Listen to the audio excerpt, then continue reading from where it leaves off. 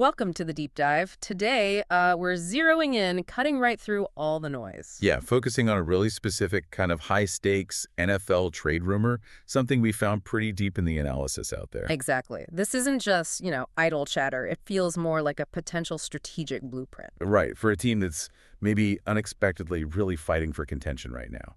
So our mission today is to really dissect the analysis around the Jacksonville Jaguars. hmm They're flying high, no doubt, but it seems like they just paid a pretty steep price for that recent success. Yeah, definitely. We need to unpack why this specific Pro Bowl player is being linked, maybe even aggressively linked, to Jacksonville. And what holes, what strategic gaps this move would actually fill. Not just for the next few weeks, right? No, potentially for the whole future of Trevor Lawrence's offense. It's bigger than just a quick fix. It's a great story brewing. You've got the Jaguars, Liam Cohen's first year, and boom, they're suddenly way better than expected. Sitting at 4-1. And that Monday night win over Kansas City, that was a massive statement. Oh, absolutely. A statement for the whole franchise, really. Yeah. Kind of proving they belong in that conversation. And here's the pivot. That victory came with a pretty serious casualty. Yeah, that's the tough part. Ascending tight end Brenton Strange, who was, genuinely having a breakout year. That's looking great. He really was. Suffered a quadriceps injury, bad enough to land him straight on injured reserve. Ouch. So you're talking about losing a key piece of your passing game.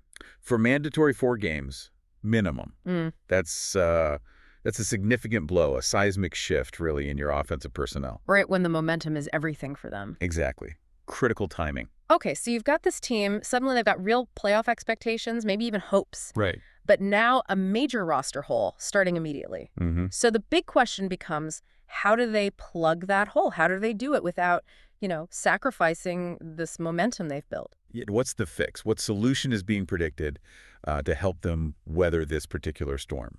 Let's unpack this. Well, the solution, if you look at the analysis from Josh Weil over at Pro Football and Sports Network, it's pretty simple and bold. Yeah. Immediate trade action. The analysis suggests this is kind of a perfect storm moment, How so? where the timelines of 2 different teams just happen to intersect right at Jacksonville's point of need. It's opportunistic. Okay, let's nail down the specifics then. The predicted transaction, because the details here sound pretty interesting. Yeah, they are. Who's the player they supposedly acquire, and what's the price tag being floated? So the forecast is for the Jaguars to go out and get David Njoku. Okay, the tight end from Cleveland. Right. The 29-year-old former Pro Bowler. Yep. And the compensation that Weil projects is, well, it's strikingly light. How light? A 2026 fourth-round draft pick. Wait, a fourth rounder in 2026 for a guy who was literally a Pro Bowler last year? Yeah. That sounds outrageously cheap. If I'm the Browns, I think I'd just hang up the phone. Right.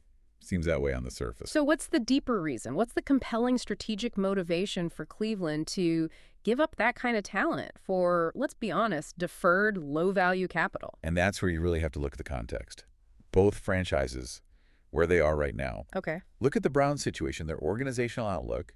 They're sitting at 1-4. Yeah, going nowhere fast this season. Exactly. Their season's effectively over, and the thinking is they're already planning for 2026 and beyond. Yeah.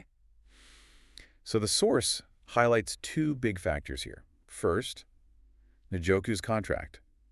He's entering the final year, set to hit free agency in 2026. So if the Browns don't plan on giving him a big extension, which seems unlikely given their situation. They lose him for nothing anyway after next season. Precisely. So they're looking at an asset they know they'll probably lose eventually.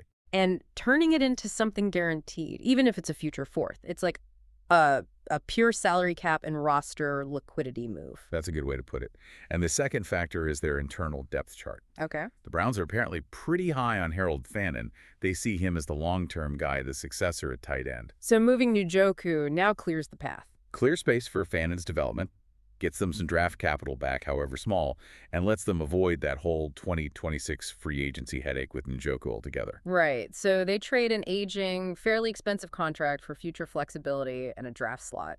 Makes sense from their side. Yeah, when you lay it out like that team going nowhere, focusing on youth, anticipating a free agency loss, the price tag starts to seem, well, less crazy for the seller. Okay, let's shift focus completely then. Let's talk about the receiver.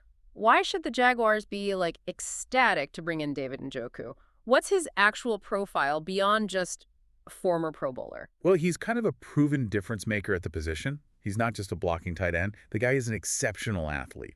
Pro Bowler in 23, you said? Yep, just last season. And his stats, they're remarkably consistent over his career. We're talking 4 seasons with over 500 receiving yards. Okay.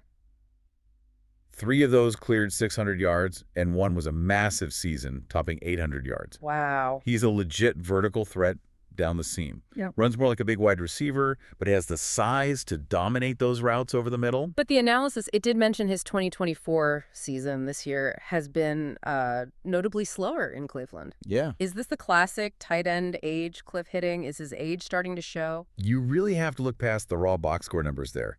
The analysis attributes that dip in production almost entirely to the, well, let's just say the abysmal quarterback situation the Browns have been dealing with. Fair point. It's been rough. It's been really rough. So it's seen more as a systemic problem in that offense, not some physical decline from Njoku himself. Okay. And to back that up, just look at week 5. That game, even with all the offensive instability around him, What happened? it was a huge flash of his old impact. 6 catches, 67 yards, and a key touchdown. Right. Showed he can still produce. Exactly.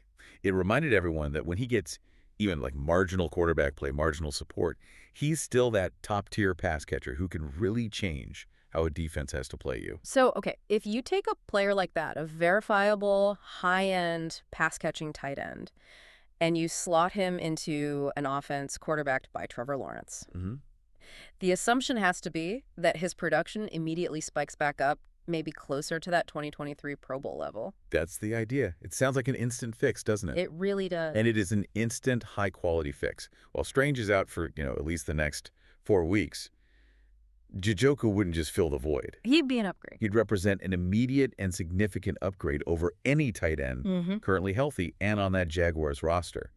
He stabilizes that entire intermediate part of the field. During a really critical stretch of their season, too. Absolutely. Okay, but here's where it gets really interesting for me. Because, like you said earlier, this discussion can't just stop at the 4-game Strange misses. Right. This kind of acquisition, it could potentially redefine the Jaguars' entire offense long-term. This isn't just a rental Band-Aid situation. No, absolutely not. You have to look at the future vision, especially for Trevor Lawrence. So what does that look like? The source predicts that when Brenton Strange eventually comes back healthy from IR, Njoku, and Strange together on the field, they would immediately form an elite, highly versatile duo at the tight end position. Okay, explain that. Why is that specific combination, Njoku and Strange, an offensive coordinator's dream? What does having 2 high-end guys like that at tight end really open up for you? It fundamentally changes your personnel groupings and what you can threaten the defense with.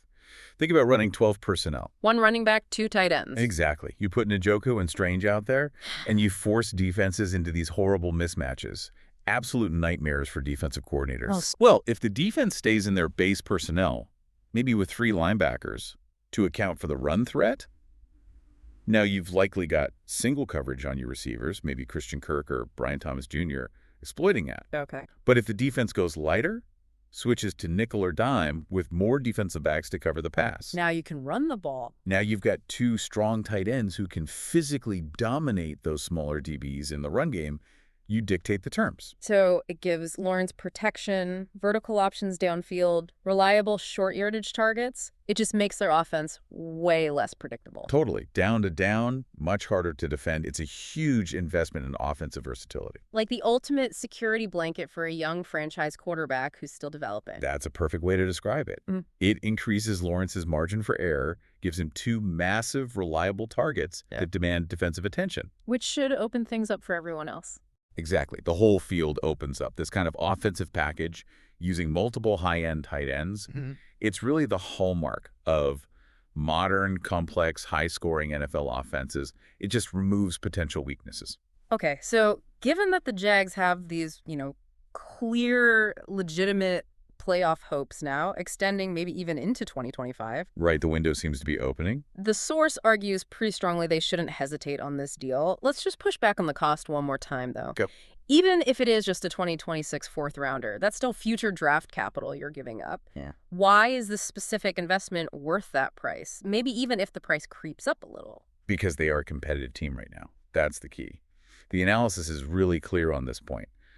A team that has legit playoff hopes, as they put it. Yeah. You just can't afford to let potentially minor injuries derail that entire trajectory. Yeah. Njoku is available for this, let's call it modest price. Relatively speaking. Right, only because of his age and that expiring contract situation we talked about. If he were younger, different story. Oh, completely. If he were, say, 24 with years left on his deal, he probably cost a first-round pick, maybe more. So the Jags would be seizing on a brief market inefficiency? That's exactly the argument. They grab him now. That small sacrifice of future draft capital is justified by the massive immediate upgrade he brings to their pursuit of a title window. A window that's opening right now. Right now. The risk of potentially losing, say, 2 or 3 of the next 4 games while Strange is out, killing their momentum. Right. That risk is arguably greater than the risk of losing a mid-round pick 2 years down the line. That reframing definitely helps explain the strategic urgency behind it. We've seen this playbook before, haven't we? All the time. When a team transitions from rebuilding to actually competing, they start cashing in those future draft picks to solidify the roster for today. That's exactly right. The cost of a 2026 fourth-rounder, especially given their hot 4-1 start, it's just, well, it's the premium you pay to become a serious contender immediately. And they're leveraging the fact that the Browns are kind of already looking past this season. Yep. Taking advantage of Cleveland's fire sale, essentially. Okay, so this whole deep dive, it really shows a fascinating kind of chain reaction, doesn't it? It really does. You have a surprisingly strong 4-1 start by Jacksonville. Yep. Step 1. That leads directly to a major injury, losing Brennan Strange. Step 2, the catalyst. That injury immediately triggers this urgent strategic need at tight end, which just happens to perfectly align with the organizational, maybe panic is too strong, but the situation of the 1-4 Cleveland Browns. Right. Their willingness to sell. Who are ready to offload a pending 2026 free agent like Njoku. Allowing the Jags to swoop in. And acquire established 2023 Pro Bowl talent for what seems like minimal deferred draft capital. It's really a perfect example of a proactive buyer seizing an opportunity from maybe a desperate seller, or at least a seller with different priorities, before the rest of the market catches on or the price goes up. Yeah. If this trade actually happens, it feels like one people will point back to. Could be a textbook example of smart trade market maneuvering. Absolutely. All right, so we'll leave you, the listener, with a final thought to maybe mull over, especially as we watch how the Jaguars handle this roster situation moving forward. Okay. The analysis we looked at says they really must make this move, or a similar one, to maximize this competitive window they've suddenly found themselves in. Right. Strong recommendation. But here's the critical balance, the question for you. Does buying an immediate, maybe slightly aging Pro Bowl rental now, even if it costs you future draft capital, does that guarantee you win later?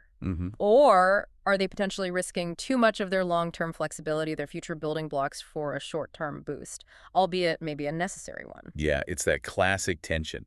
Win now versus build for sustainable success. What stands out to you as the biggest factor in that kind of decision for a team like the Jags right now? Definitely something to keep an eye on as the trade deadline approaches. How aggressive did they get? We shall see. Thanks for diving deep with us today. Always a pleasure. We'll catch you next time.